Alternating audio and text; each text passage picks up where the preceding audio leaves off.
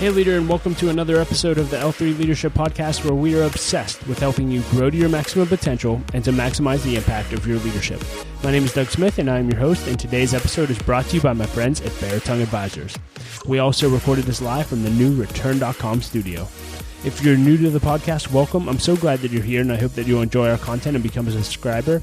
Know that you can also watch all of our episodes over on our YouTube channel, so make sure you're subscribed there as well. And as always, if you've been listening to the podcast for a while and it's impacted your life, it would mean the world to me if you'd leave us a rating and review on Apple Podcasts or Spotify or whatever app you listen to podcasts through. That really does help us to grow our audience and reach more leaders, so thank you in advance for that. Well, leader, it is August, and every August I take a month off of podcasting and replay some of my favorite episodes. And in today's episode, you're going to hear a personal lesson I gave a few years ago called How to Get a Meeting with Anyone, and it is my step-by-step process for how I've built my network and how I've gotten so many podcast guests. And I truly do believe that if you'll implement this in your life, it'll add massive value to you and you'll grow your network like you've never grown it before. But before we dive into the lesson, just a few announcements. This episode of the L3 Leadership Podcast is sponsored by Tongue Advisors. The financial advisors at Tongue Advisors help educate and empower clients to make informed financial decisions. You can find out how Tongue Advisors can help you develop a customized financial plan for your financial future by visiting their website at baratongueadvisors.com. That's BERATUNG advisors.com. Securities and investment products and services offered through LPL Financial, member FINRA and SIPC. Tongue Advisors, LPL Financial, and L3 Leadership are separate entities. I also want to thank our sponsor, Henny Jewelers. They're a jeweler owned by my friend and mentor, John Henny. And my wife, Laura, and I got our engagement and wedding rings through Henny Jewelers and had an incredible experience. And not only do they have great jewelry, but they also invest in people. In fact, for every couple that comes in engaged, they give them a book to help them prepare for marriage. And we just love that. So if you're in need of a good jeweler, check out hennyjewelers.com. And I also want to thank our new sponsor, Return.com. And leader, let me just ask you this. Have you ever had an interest in investing in real estate? Well, now for as little as $500, you can become a commercial real estate investor. Just visit Return.com to learn more. That's REITURN.com. Investing involves risk. Please consult the Return Offering Circular if you're interested in investing. And with all that being said, let's dive right in. Here's my lesson on how to get a meeting with anyone. Welcome to another episode of the L3 Leadership Podcast, where we are obsessed with helping you grow to your maximum potential and to maximize the impact of your leadership. My name is Doug Smith, and in today's episode, I'm going to be teaching on the subject, how to get a meeting with anyone. And why this is so important to me is because I believe that you are one relationship away from changing your destiny. I'll say that again. I believe that you are one relationship away from changing your destiny. And I know that by personal experience, my life has been significantly changed and transformed by the leaders that I've come in contact with. And so today, I want to give you a practical process to be intentional in connecting with leaders. And my hope is that you'll start reaching out to leaders, that you'll get meetings that you never thought you could get, and that your life will be transformed as a result of the relationships that you develop. Now, let me give you a little bit of background on why and how I developed this process for context. When I was around 18 years old, I had a leader in my life who would bring in significant leaders from the community, usually from the business world, and he'd have them share leadership lessons with us. And he would always say to us, listen, Doug, if you connected with a leader that I had come in, my encouragement to you would be to ask them out to coffee and to ask them to mentor you. And he gave us this whole process, and I'm going to be sharing with you a lot of what he shared with us in today's episode. But I started asking leaders out to coffee, and that ended up leading to 2 or 3 coffees a month with leaders, which I did for probably around 10 years, when all of a sudden I started realizing my peers were coming to me and saying, Doug, I can't believe you got to spend time with this leader or that leader. I wish I could. And I just want to look at them and smile and say, well, have you ever asked? And 90% of the time when I would ask that question, they would say, no, I've never asked. And so I saw it as an opportunity, and that's actually how we started the L3 Leadership Podcast. I simply thought, what if I recorded my conversations with leaders so it doesn't just add value to me, but to everyone that I influence through the podcast? And thus, in 2012, we started the podcast, and here we are today. And that decision alone has led to relationships that I can't even have fathomed having prior to the podcast. So that's the background of why I'm passionate about this. And here's a little bit, before we dive into the actual process, here are just some things that you need to know and think about before you start this whole process. First, one of the most important principles you could ever learn is that you need to become who you want to attract. You need to become who you want to attract. Because here's what I know in life. You attract who you are, not what you want. you could want a meeting with John Maxwell, but if you aren't growing and developing as a leader, you're never going to get on John's radar. And so first thing is to become the person that you want to attract. If you want to attract and get to spend time with high-quality leaders, then you, leader, need to become a high-quality leader. So always be becoming who you are wanting to attract, and that's all about personal growth. And the second thing is to recognize that you are always either building your credibility or tearing your credibility down. And why I want to talk to you about credibility is because oftentimes it's going to be the credibility that you've built that opens the door for you to get in the room with some of the people that you want to get in the room with. For instance, I mentioned that I just had a lunch with John Maxwell. The only reason that I got a meeting with him was because of another leader giving me credibility. And John looked at me and he said, Doug, if it wasn't for that leader giving you credibility, you would have never gotten this meeting. And so, leader, if you're listening to this, I want you to know that people are watching you, and every day you're either building your credibility up or tearing it down. And one day you're going to need to bank in on that credibility, and if you haven't built it, you have nothing to cash in on, and you're not going to get the meetings that you want. And so always be growing, always be becoming the person you want to attract, and then thirdly, always be building your credibility. You want to do all of that before you even think about reaching out to a leader for a meeting. So let's dive right into the process, and literally this is how I get meetings with anyone. And so let's dive into this. My process is, number one, I create a bucket list of leaders that I want to meet with. And literally, I did this when I was 17 years old, and I'm always adding to it. And at the top of my list was John Maxwell. Now, let me be clear with you. When I was 17 years old, 18 years old, and I wrote John Maxwell on the top of my bucket list of people that I wanted to meet with, I had no idea if it would ever actually happen. And I do want to preface this by saying you have to be okay with it never happening and never getting a meeting, but you should still have the list. But be okay if you never get that meeting. But if you get a meeting, be extremely grateful. So in other words, expect no meetings, but be grateful for every meeting. And that'll keep your heart in the right place, and it'll keep you going when you don't get certain meetings. And so get ridiculous with your list. Literally, no one should be off the radar. If you want to meet with the President of the United States, the President of another country, just dream big and have a list that you're willing to work. For those of you interested, John Maxwell was number one on my list. Now that I've had that meeting, my new number one is Dave Ramsey. So if you're watching this and can get me in the room with Dave Ramsey, let's make it happen. That would be awesome. But create your bucket list of leaders. Now, when you have your bucket list of leaders, here's the next step. Start working your list. And how you start working your list is starting with who you know. Now, if you go back and look at episode number 1 of the L3 Leadership Podcast, my first guest on the podcast was the Dean of Admission at Carnegie Mellon, which is impressive, but he's also my father-in-law. I had a relationship with him. And if you look at the relationships in the beginning of the podcast, I just went with who I knew. And I always ask at the end of every meeting that I have, who do you know that I should know? And that's led to some wonderful relationships. But just start working the relationships that you know and see where that leads. If you don't start where you are, you're going to stay where you are and never develop relationships beyond that. So start working the list with who you know. And how you start working that list is by simply reaching out and asking for 30 minutes of a leader's time. That's step number 3. Reach out and ask for 30 minutes of a leader's time. And here's what I do when I ask for a leader's time. First, I preface it by introducing myself and letting them know that I'd like to have 30 minutes of their time, and that if they would allow me to have that time, that one, I will send them a list of questions in advance, and that I would respect their timeline. That way they know that I'm going to come intentionally and with an agenda, and I will not waste their time. But here's my secret sauce, and this kind of happened accidentally, but my secret sauce is create some kind of unique proposition to add value to them as a leader.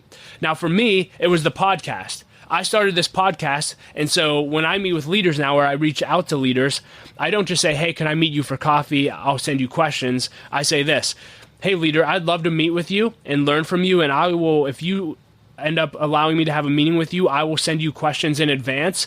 But not only that, I would love to record our time together. And so you will not only add value to me through what you teach me, but you'll also add value to everyone who listens to the L3 Leadership Podcast. Now that's where multiplication comes in. And if a leader knows that they're going to get an ROI, not just in investing in a young leader, but also everyone that they influence, they're much more likely to say it. And by the way, they now have an audio of them sharing their wisdom that they can share with their followers and add value to everyone that they influence. It's wonderful. So for me, it's a podcast. For you, it may be something else, but come up with some kind of unique proposition to get in the door. And just remember, it all goes back to credibility and just making sure that you're developing your credibility. Now, when a leader gives you a yes and they say you're willing to meet, that's when I encourage you to actually go and study them. And now I have a list, and I'm more than willing to share that in the show notes, and so I'll make sure that we do that. But whenever I get a meeting with a leader, I have a list of about 20 questions that I ask every leader that I meet with. But then I actually spend time, usually about an hour or two per interview, researching the person that I'm about to spend time with. I'll read articles, I'll watch interviews they've done on YouTube, and I just aggregate as much information about them as I can. And then I develop questions that make me curious that I would like to ask them. I always over-prepare. For instance, my lunch with John Maxwell, I had 7 pages of questions. I knew we wouldn't get through all 7 of them, but I wanted to be that prepared that if he wanted to go longer, I could go longer. So do your due diligence. Realize that you may not get through all the questions, so prioritize them, but always prepare for your meeting. Now, on the actual day of the meeting, be early for your meeting. Something a leader taught me when I was very, very young, he said, to be early is to be on time. To be on time is to be late, and to be late is to be left. And so make sure you're there at least 15 minutes early. It shows that you respect and value their time. When you actually get the meeting, shake their hand, say hello, and make eye contact with them. And here's another secret sauce bonus, and I don't always do this, but I always try to. Bring them something that they love. And this can be on the front end or the back end, but bring them something they love. And where I got this principle was, I forget the woman's name, but the woman that created the Aflac duck, she had a meeting with Warren Buffett, and she was supposed to get a 10 to 15 minute interview with Warren. Well, in her research for her interview with Warren, she found out that he liked Diet Cherry Coke, or Cherry Coke, one or the other. And so before her interview with Warren Buffett, she went to a convenience store, bought a little cooler, bought some ice, and got a glass of ice-cold Cherry Coke. She brings it to the interview, sits down with Warren Buffett, says hello, and says, Mr. Buffett, I know you love Cherry Coke in my research for you, and so I thought we'd start the interview with something that you love. Here's your Diet Cherry Coke. And he said, young lady, in all of my years of doing interviews, no one's ever brought me a Cherry Coke. You can have as much time as you want. She ended up getting an hour-and-a-half interview with Warren Buffett. No one gets an hour and a half with Warren Buffett, all because she spent $1.50 on a Cherry Coke at a convenience store. So for me, oftentimes I'll reach out to whoever I'm interviewing's admin assistant, and I'll ask for something that they love, and it could be something as small as a gift card to Starbucks. But again, it's showing and helping you stand out, and it's showing you that you value them.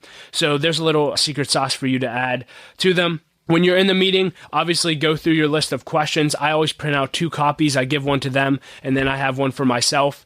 Bring a notebook and take notes. Now, I don't do this if I'm in a podcast interview, but if I'm just meeting with a leader, I always handwrite whatever they're teaching me. It shows you that you're actually listening and valuing what they're saying. So always take notes.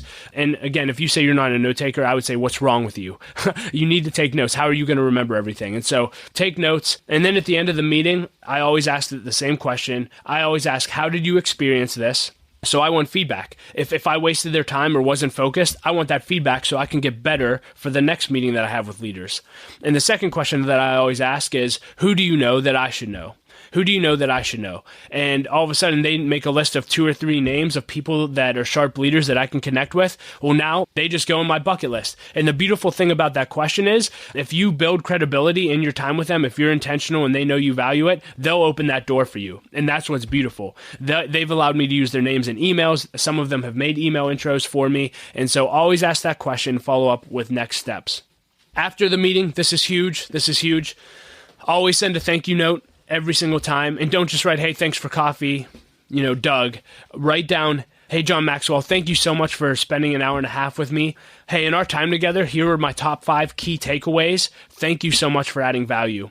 And if you didn't do something on the front end for them, here's where I would encourage you to do something on the back end, whether it's a gift card, etc. And a principle that I actually picked up from John that I now am using to process what I do on the back end of these meetings is, John told me, he said, Doug, anytime you get a meeting with a leader, you need to walk away and ask, what can I do now to become unforgettable to that leader?